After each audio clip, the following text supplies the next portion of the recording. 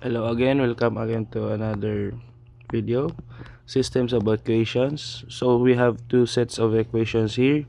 So the solution by addition, add the two equations. So 2x plus y, ganyan ng parenthesis, plus x minus y is equals to 10 plus 4. Ito, common terms. So ito, 2x minus x is 3x. Ito.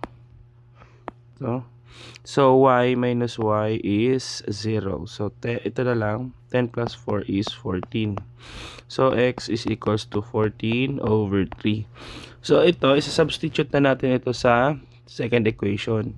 So mayigi siyang, dito na tayo sa kabila, yung x is 14 over 3 minus y, ito, is equals to 4.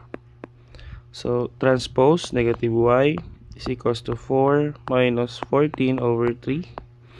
So negative y is equals to, yun na, 4 times 3 is 12 minus 14 over 3. Okay. It's equals to 2/3. So 14 over 3 is 2/3. Negative 2/3.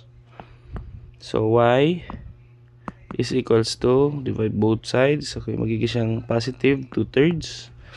So makukuha natin yung x. Yung x is equals to ito, 14 over 3. And y is equals to 2/3. Okay. 2/3, sorry. 2/3. Ito yan, x. And ito naman yung y. Okay.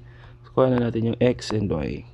Thank you guys for watching. See you again sa sunod kong video. Thank you.